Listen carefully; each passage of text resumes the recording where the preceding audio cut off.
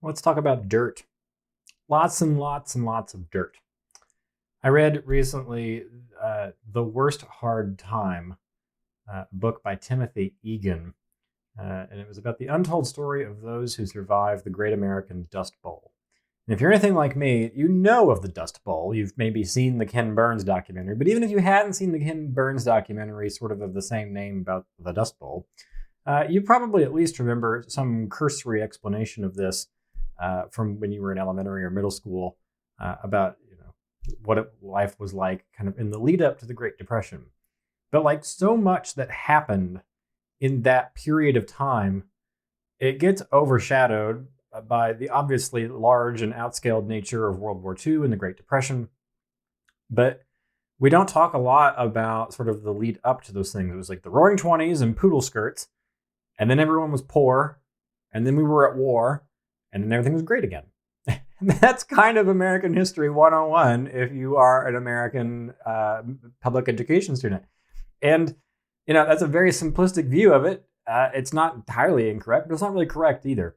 And so I was really interested for a couple of different reasons in reading this book by Timothy Egan, The Worst Hard Time, The Untold Story of Those Who Survived the Great American Dust Bowl.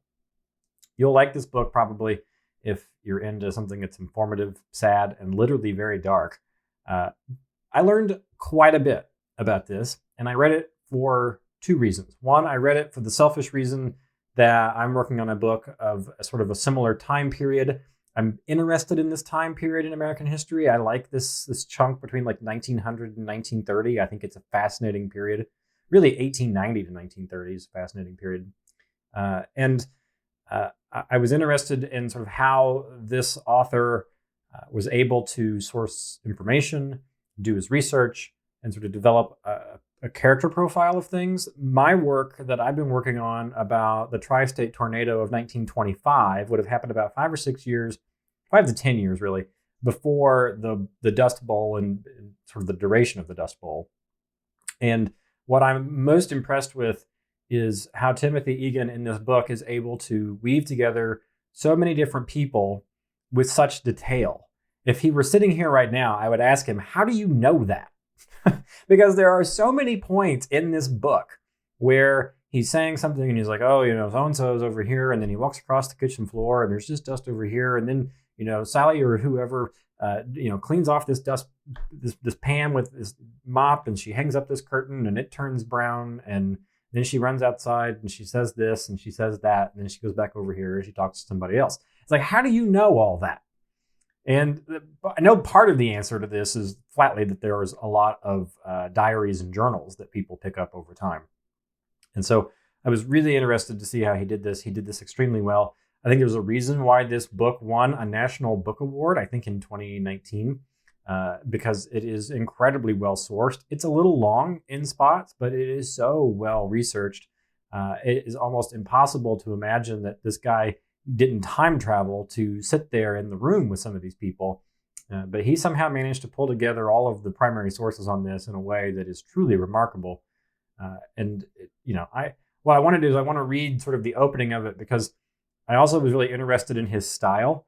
I believe Timothy Egan is a New York Times reporter or has been a reporter at various points in his career.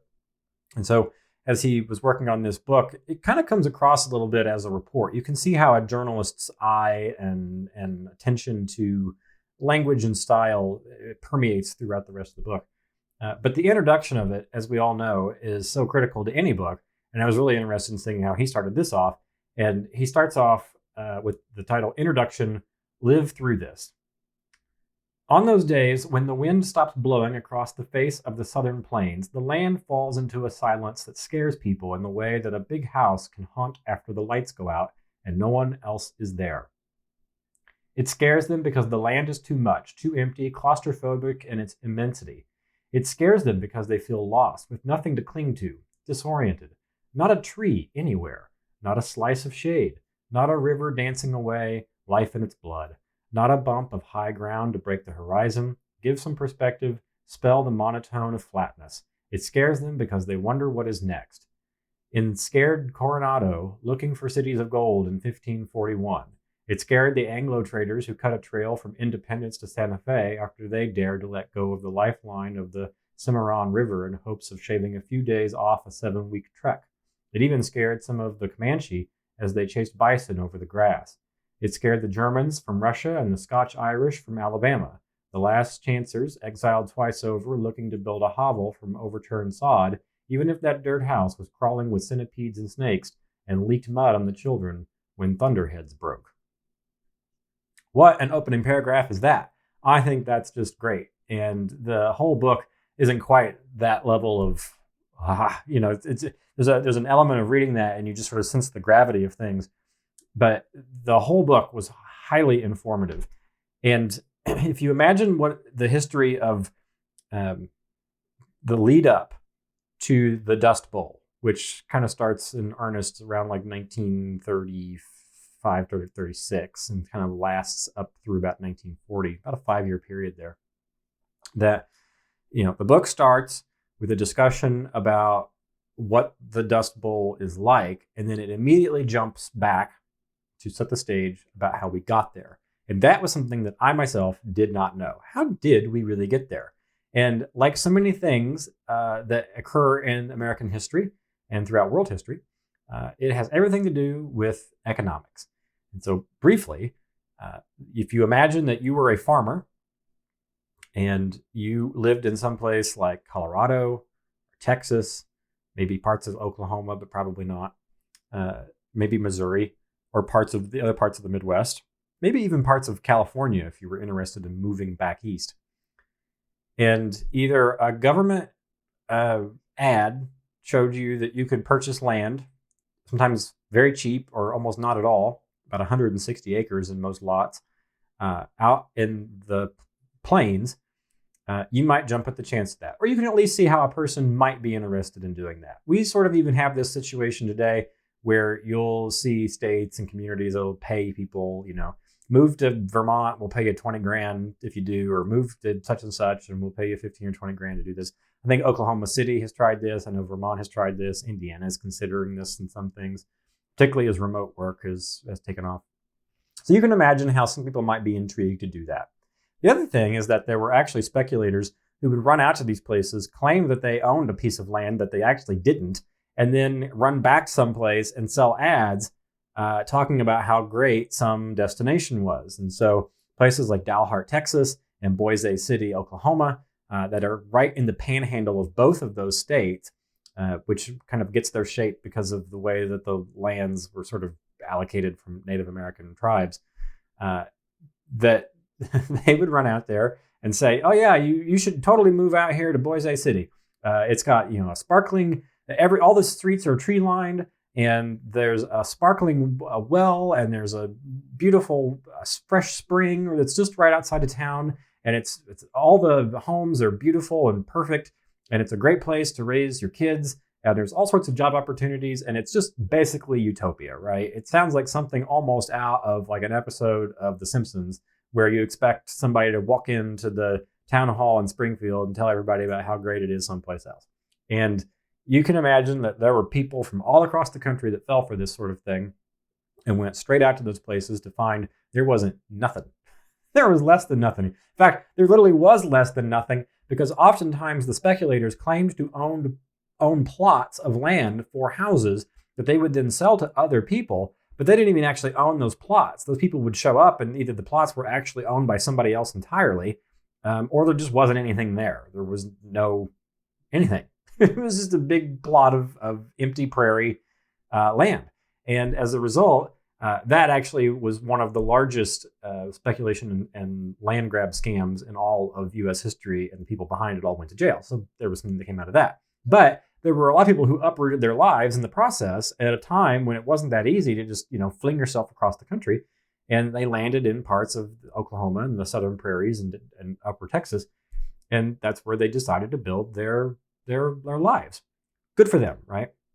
The problem, however, comes in the form of what do they do to survive? And so they, being a hardy pioneer stock, by and large, those people did what people do. And they started building homes and communities, and they collected around what resources there were, and by and large did okay. And for a while, actually, things were better than okay, because at some point in the early 30s, along comes the tractor. And the tractor allows farmers to plow land with a fraction of the effort, a fraction of the cost, and with much greater efficiency. And for a period of time between like 1933, 1934, 1935, American farmers, particularly out in the plains, are planting more wheat and growing and harvesting more wheat than any other nation in the world, more than any nation has ever seen, more than anybody even thought was possible. And so all that food production was great for the economy. And by and large, those farmers for each of those years made bank because they grew up, quite a bit of wheat. They sold it by the bushel, and the market took it because the market wanted all of it. In part and parcel because there was growing issues with sort of war in other parts of the world. There was growing demand here domestically. There were new use cases for a lot of this grain domestically here in the United States and for other products and services, kind of like how we treat corn today. There's lots of uses for it. And so farmers made bank on it. And there were times that a farmer on the plains in the early 30s could make as much as $4,000 a month. And I don't know what that turns out to in 2022 dollars, but I'm going to guess it's probably at least triple, right? It's probably the equivalent of making like 20 grand a month for a level of work that by and large was pretty low to them. Like it felt low because if you had been sort of farming with horses and oxen or whatever and doing a lot of it by hand, and then suddenly using a tractor, that must feel pretty great, right? And so they planted, they had their process, they had a market, they had buyers, they had sellers, and the whole thing was a well-oiled machine. The problem came when people stopped needing so much wheat. There became so much wheat on the market that simple economics took hold and supply and demand constituted that the price per bushel had to fall. And so what used to be $4 to $6 a bushel started to drop. It started to drop by 50 cents and then 75 cents and then $1. And by the worst of it was down to about 14 cents a bushel. And so you can imagine that if you were making a living and that you sold something for $4 and then eventually it was 14 cents, that you would actually be losing money on that because I think there was a mention that you needed about 75 cents to at least break even on the thing to cover the cost of the tractor and the fuel and other things. Not to count the cost of other things that you would have, like your own taxes and your own food and your family support and shoes for your kids and those sorts of things. And so as the economy sort of rolled on and clambered into the Great Depression, or at least what we now think of as the Great Depression, farmers had a couple of choices. And they had one choice, which would have been to reduce the supply, like turn the supply and demand of economics back on itself. If you reduce the supply of wheat, then the price will go up. And then what you do have will be worth more. And that would have been reliant upon a lot of communication and a lot of coordination in a time that was not very easy to do that. And so you would have relied upon all of your neighbors and your neighbors' neighbors to do the exact same thing across much of the plains of the United States. The alternative, option 2, was that you could just plant more. And so for example, if at 1 year you had $1 a bushel and you wanted to make $2 a bushel, you could just plant double the amount of wheat, so that way you actually had 2 bushels at $1 each, and then you'd have 2 bushels, right? Effectively. And so then you'd make up the loss. So if your income dropped by half year over year, plant twice as much, and then you could make up the other half. And you can just about imagine exactly what everyone on the plains did. They just planted and planted and planted. And in this process of doing this, they tore up millions of acres of sod. They ripped the prairie grass that in some cases had been there for tens of thousands of years.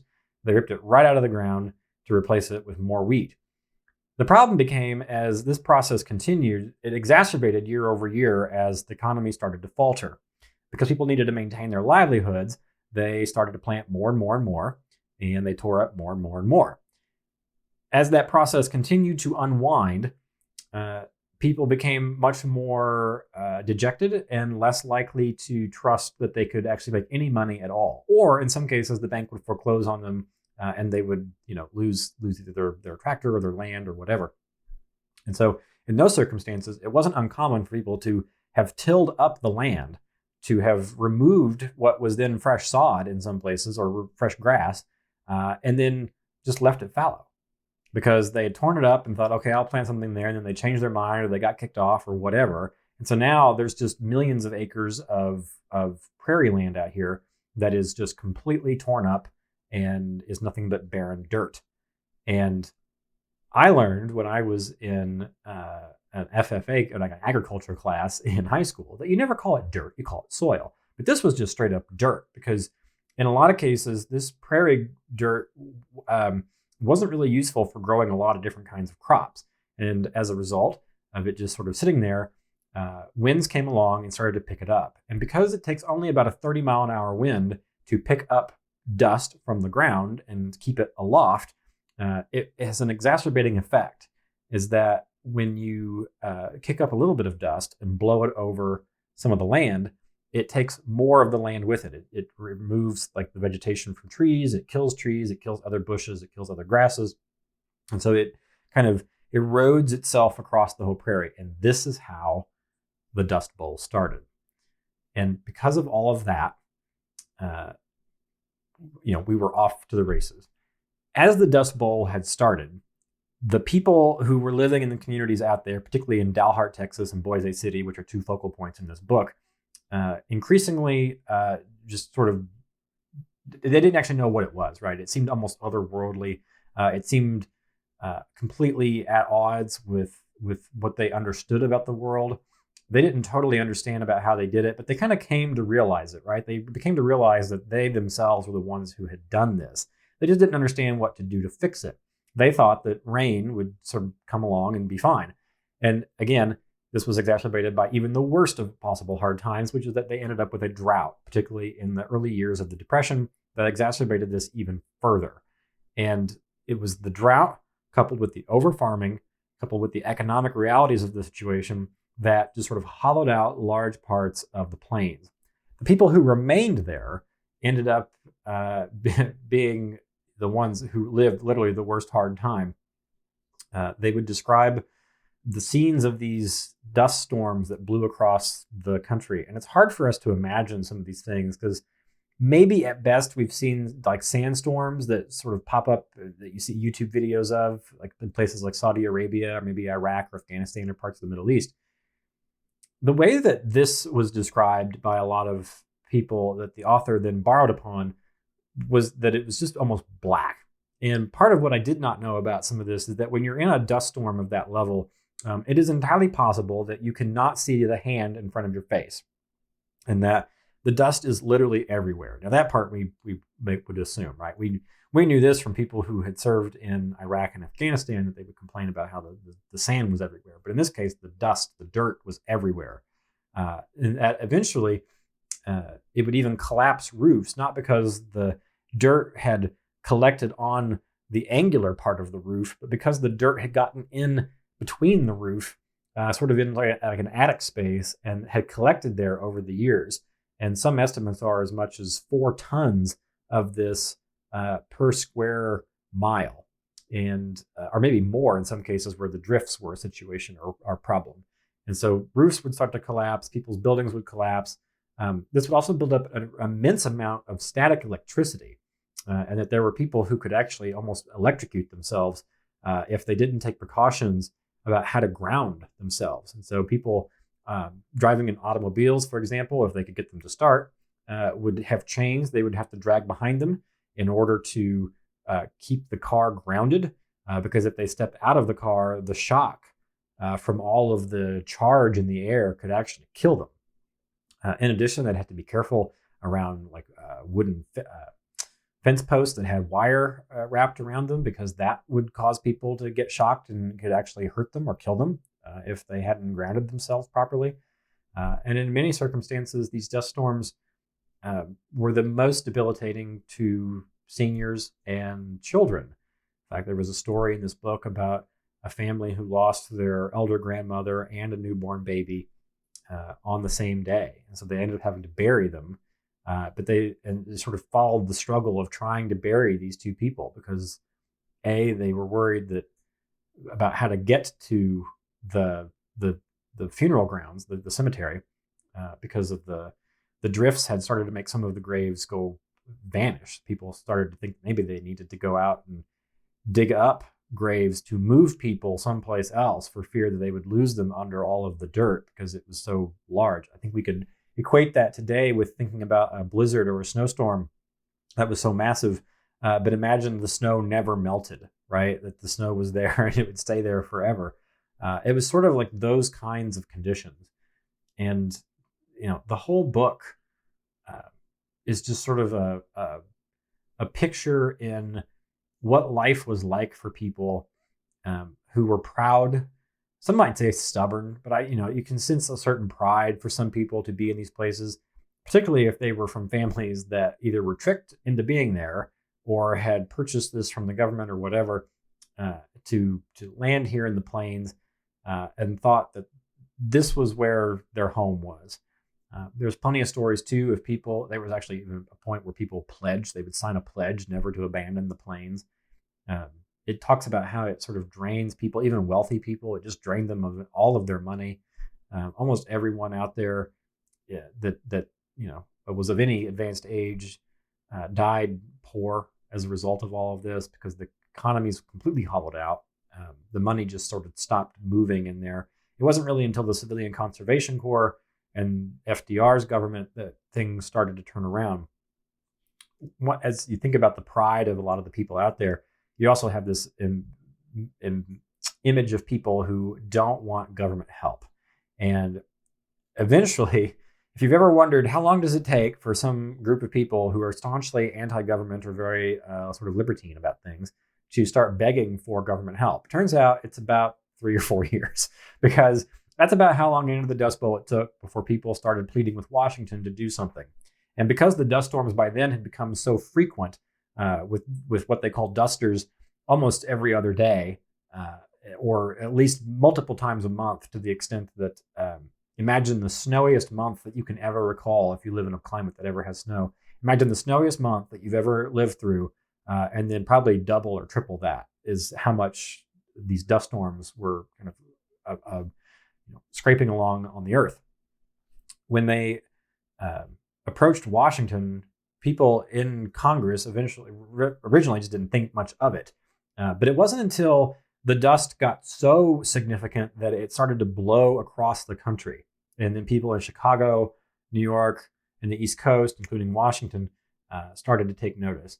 And there was one moment where there's a story in the book about sort of one of the lead researchers with the Interior Department under FDR's administration, who's testifying before a Senate hearing, where he knew that the forecast called for the dust from the plains to land in Washington, D.C. And so he timed his testimony to be within the same hour. And he actually started to stall as somebody would explain to him, like, okay, we're getting close, keep talking because the dust is almost here. It should be here in an hour, it should be here in half an hour, it should be here in 15 minutes. And it actually was right on time. And as people were sitting in this Senate chamber, this committee room, or wherever they were, a senator turned and said, "It's getting very dark outside." And they all got up and walked over to a window and looked outside and saw this mass of dust sort of wash over Washington and sort of blot out the sun. And it wasn't nearly as strong as it was in Oklahoma, where it actually did blot out the sun, but it was significant enough that it sort of cast a distinctive hue over things. And that is when congressmen turned back and they said, "This, gentlemen, is the dust from the Dust Bowl."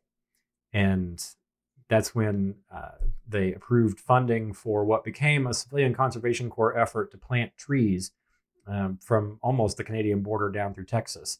A wall of trees, and they scoured the earth for seeds of grass that could withstand this kind of environment. And they settled on some grasses and vegetation from Africa, where men would go in, they would dig miles long trenches and drifts to sort of hold or to keep the the sand from sort of catching up and blowing, sort of like a trench almost. They would plant these seeds and try to hold them down. And that was ultimately what helped break the Dust Bowl. And eventually it did also rain, which also helped as well. Which also actually ended up bringing all sorts of other problems, because once the rains hit, then there was some vegetation that started to grow. It was completely overrun by insects because the ecosystem was so out of whack from various birds and snakes and spiders and grasshoppers that all depended on each other for food. Once some of those things vanished, it allowed the insects, as one example, to completely overrun the whole plains. There were millions of grasshoppers at some point. Some estimates were as much as 2,400 per square foot. Everyone tried to kill them by just running them over with tractors and doing all sorts of stuff to try and smash these things. And so it's just a one series of problems, one series of man-made problems exacerbated by man-made problems that became even bigger man-made problems that were slowly solved by man-made solutions. But it took a long time to get there. And it took a long time for people to kind of understand what they had done. And I think that we would do well to understand that kind of history again, just to understand that the kind of impact that we have on our climate can be both visible and invisible at the same time. That for the people living in the Dust Bowl at the early start of it, it seemed obviously very real. There was no doubt about that. Some people thought of it as just sort of God's wrath on things, but also recognizing that they also probably played a hand in it.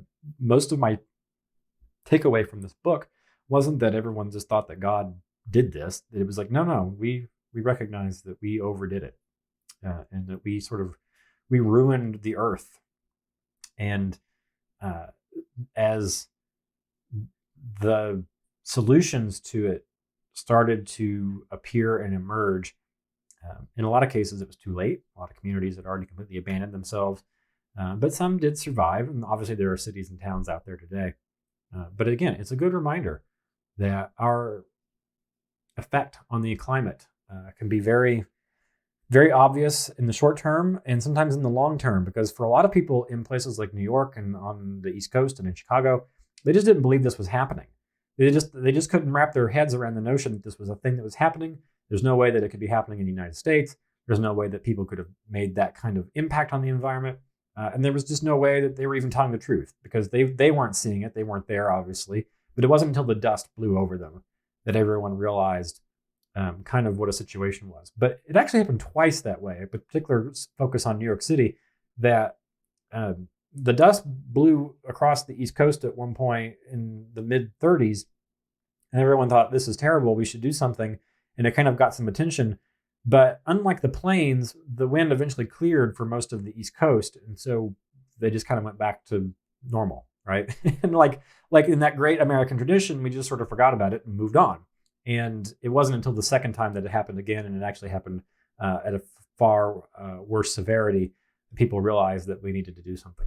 Although, to the folks of New York, to their credit, and the first time that it happened, one proposal that was floated was that we should just take all the junk cars in America at the time and send them out to the plains and just park them there in hopes that it would hold the dirt down. That hopefully the dirt wouldn't, while up in the wind if it was just covered in cars. I think we can all be glad that didn't happen. But again, a great reminder that our impacts on this world are very visible sometimes, very short term and sometimes very long term, but we can absolutely have an impact on those things. So, a great book if you're interested in things that are informative, bit of a long read, bit of a slow read, a little challenging at times, lots of characters in here that sort of weave in and out, but nothing that's super focused on any one individual. People kind of come and go very quickly in this, probably because their lives are rather small in the grand scheme of things here. Even people like the folks that are working with the Civilian Conservation Corps and FDR and within the administration don't really make a huge impact throughout the entirety of the book, because the span of time is so long, the people are so small in comparison to such the breadth of the problem. But otherwise, good book. I gave it 3.75 stars. Would recommend this for anybody who's just sort of curious about this time and place in America. and just to understand our impacts on our climate.